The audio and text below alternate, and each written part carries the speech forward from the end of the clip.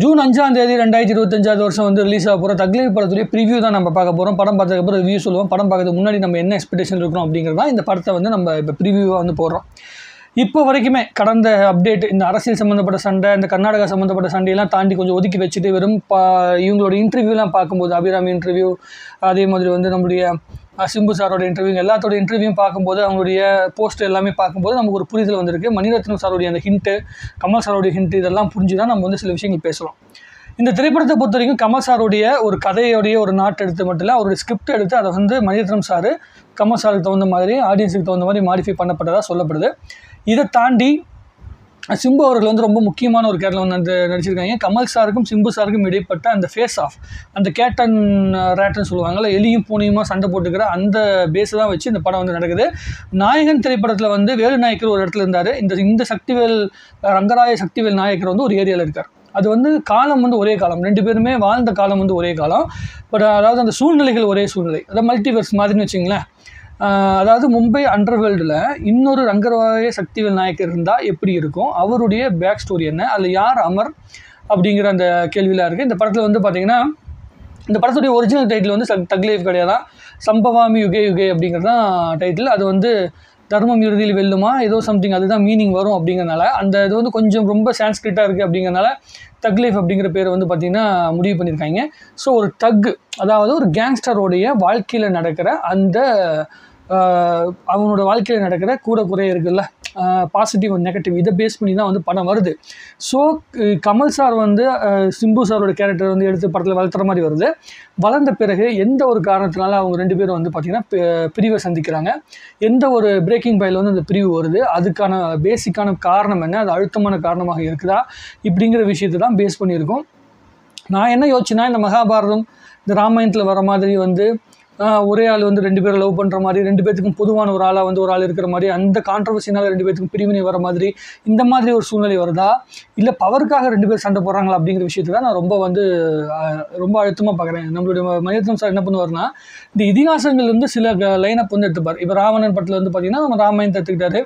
அதே மாதிரி தளபதி படத்தில் வந்து பார்த்திங்கன்னா மகாபாரதத்தில் இருக்கிற துரியோதன், கர்ணன் ரெண்டு பேர்த்துடைய அந்த ஃப்ரெண்ட்ஷிப் வந்து எடுத்துக்கிட்டாரு. ஸோ இந்த படத்தில் வந்து பொன்னியின் செல்வனுடைய அந்த ஒரு சின்ன தழுவல் தான் வந்து பார்த்திங்கன்னா இந்த படம் இருக்கும். இதுனா செக்கச்சிவந்த வானம் படத்தில் கூட இருக்கும். அந்த அரியணைக்காக வந்து ஆசைப்படுற சுந்தர சோழனோட கேரக்டர் மாதிரி தான் வந்து நம்ம பிரகாஷ்ராஜ் சாரோட கேரக்டர் வந்து அதில் வந்து பேசிக்காக வந்து வச்சுருப்பாங்க. அந்த அரியணைக்காக வந்த சண்டையை வந்து ஒரு கேங்ஸ்டர் சண்டையை வச்சு வந்து மேக்கப் பண்ணி காட்டியிருப்பாங்க. ஸோ இந்த படத்தில் எனக்கு தெரிஞ்சு மகாபாரதத்துலேருந்தோ இல்லை ஏதோ ஒரு இதிகாசத்துலேருந்து கண்டிப்பாக ஒரு லைனப் எடுத்து அதை வந்து கொஞ்சம் எலாபரேட் பண்ணி வந்து பண்ணியிருப்பாங்க அப்படின்னு நான் நம்புகிறேன். ஏன்னா இந்த மகாபாரதத்தை வந்து பேஸ் பண்ணி எவ்வளோ பெரிய கேங்ஸ்டர் கதையை வேணால் பண்ணலாம். அதுக்கு நிறைய உதாரணங்களுக்கு அரசியல் சம்மந்தப்பட்ட கதைகளும் பண்ணலாம். பிரகாஷ் ஜான் ஒருத்தர் இருக்கார், அவர் வந்து பார்த்திங்கன்னா ஹிந்தியில் ஒரு படம் பண்ணியிருந்தார், ராஜ்நீதி அப்படிங்கிற ஒரு படம். அப்படியே அக்மார்க்கு மகாபாரதத்தை வந்து எடுத்து அதை வந்து சூப்பராக கன்வெர்ட் பண்ணி ஒரு அரசியல் சம்மந்தப்பட்ட படமாக வந்து பண்ணியிருந்தாரு. நீங்கள் படம் டைம் கிடச்சா அந்த படம் பாருங்கள், அவ்வளோ அற்புதமாக வந்து பார்த்திங்கன்னா நடிச்சிருப்பாங்க எல்லாருமே. நானா பட்டேகர் வந்து கிருஷ்ணராக அப்படி அவ்வளோ அற்புதமாக நடிச்சிருப்பார். ஸோ இந்த திரைப்படத்துலையுமே அந்த மாதிரி மகாபாரதத்துலேருந்து எடுக்கப்பட்ட ஒரு லைனப் இருக்குமா அப்படின்னு நான் வந்து எதிர்பார்க்குறேன்.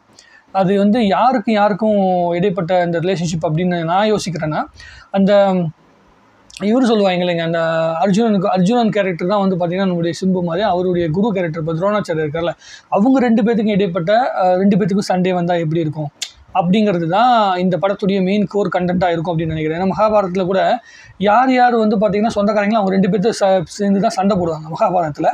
ஸோ அந்த மாதிரி ஒரு பாயிண்ட் ஆஃப் வியூ தான் இந்த படம் பண்ணப்பட்டிருக்கும் அப்படின்னு வந்து நான் நம்புகிறேன். எனக்கு அப்படி தான் தோணுது பார்க்கும்போது. ஒரு குருவுக்கும் சிஷ்யனுக்கும் இடைப்பட்ட ஒரு கோல்டு வார் தான் வந்து இந்த படத்துடைய கதையாக இருக்கும் அப்படின்னு நான் நம்புகிறேன். அதை வந்து மணிரத்னம் சார் தன்னோட ஸ்டைலில் வந்து பண்ணியிருப்பாருன்னு நம்புகிறேன்.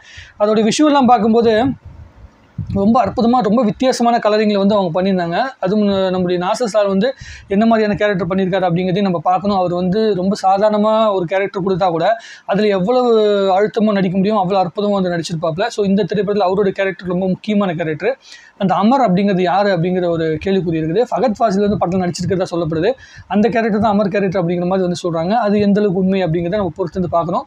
ஸோ இந்த மாதிரியான பல ஆங்கிளில் வந்து பார்க்கும்போது இது இவ்வளோ கிரிட்டிக்கலான ஒரு சப்ஜெக்டை சொல்கிறாங்க அப்படின்னா, இப்படி நாயகன் படத்தில் வந்து ஒரு கஷ்டப்படுற ஒருத்தன் வந்து பெரிய கேங்ஸ்டர் ஆனால் அவனுடைய கேங் லீடர் ஆனால் என்ன மாதிரியான ஒரு இம்பேக்ட் உருவாகும் அப்படிங்கிறது தான் நாயகன் படத்துடைய கதையாக இருந்துச்சு. ஸோ அந்த மாதிரி சிம்பிளாக புரிகிற அளவுக்கு இந்த படம் செய்யப்பட்டிருக்குமா அப்படிங்கிறது தான் இங்கே வந்து கேள்விக்குறியாக இருக்குது. இந்த காலத்து ஜென்ரேஷனுக்கு அந்த மாதிரியான கதை அம்சங்கள் பிடிக்குமா அப்படிங்கிறதையும் நம்ம பொறுத்து தான் பார்க்கணும். பாடல்களை வச்சு இதுக்கு பேக்ரவுண்ட் மியூசிக் வச்சு ஆடியன்ஸ் உள்ளுக்குள்ளே கொண்டு வந்துடலாம். அந்த 2.25 மணி நேரம் ஆடியன்ஸை எப்படி ஹோல்டு பண்ண போகிறாங்க அப்படிங்கிறத பொறுத்து இருந்து பார்ப்போம். எனக்கு மணி சார் மேலேயும் கமல் சாருடைய பர்ஃபார்மன்ஸ் மேலேயும் சிம்புவோடைய பர்ஃபார்மன்ஸ் மேலேயும் பெரிய நம்பிக்கை இருக்குது. அந்த நம்பிக்கை அவங்க கண்டிப்பாக பூர்த்தி பண்ணுவாங்க அப்படிங்கிற நம்பிக்கையோட நானும் காத்துட்ருக்கிறேன். உங்களுக்கு இந்த திரைப்படத்தில் என்ன மாதிரி எக்ஸ்பெக்டேஷன் இருக்குது அப்படிங்கிறத நீங்களே சொல்லுங்கள். கண்டிப்பாக இந்த திரைப்படம் இந்தியன் 2 திரைப்படத்துக்கு மூலமாக கிடைச்ச பின்னடைவையும் அந்த பொன்னியின் செல்வன் 2 படம் மூலமாக கிடைச்ச அந்த பின்னடைவையும் மணிரத்னம் சாருக்கும் கமல் சாருக்கும் பூர்த்தி செஞ்சதுன்னா அதை விட பெரிய சந்தோஷமாக ஒரு சினிமா ரசிகனாக எனக்கு வேறு எதுவுமே கிடையாது. கான்ட்ரவர்சிஸ் ஒரு பக்கம் இருந்தாலும் ஒரு சினிமாவை ஒரு அடுத்த தளத்துக்கு கொண்டு போன டெக்னிக்கலாக ஒரு தளத்துக்கு கொண்டு போனவர் வந்து கமல் சார். அதே மாதிரி சினிமா லாங்குவேஜ் மூலமாக ஒரு பெரிய இடத்துக்கு கொண்டு போனவர் வந்து மணி சார். இவங்க 2 பேரும் ஜெயிக்கணும். அவங்க 2 பேரும் ஜெயிக்கிறத நம்ம எல்லாரும் பார்க்கணும் அப்படின்னு நான் எதிர்பார்க்குறேன். உங்களுடைய கருத்துக்கள் எதுவாக இருந்தாலும் சரி கமெண்ட்டில் போடுங்க. இன்னும் நிறைய பேசுவோம். வாழ்க தமிழ்நாடு, வளர்க தமிழ். சினிமா தக் லைஃப் ப்ரிவியூவை பொறுத்த வரைக்கும் இது ஒரு அக்மார்க் தக் லைஃபுடைய வாழ்க்கை வரலாறை எவ்வளவு அழுத்தமாக பதிவு பண்ணுது அப்படிங்கிறத பொறுத்து தான் இந்த படத்துடைய ரெஸ்பான்ஸ் இருக்கும் அப்படின்னு நான் வந்து நம்புகிறேன். உங்கள் கருத்தை கமெண்ட் எழுதுங்க.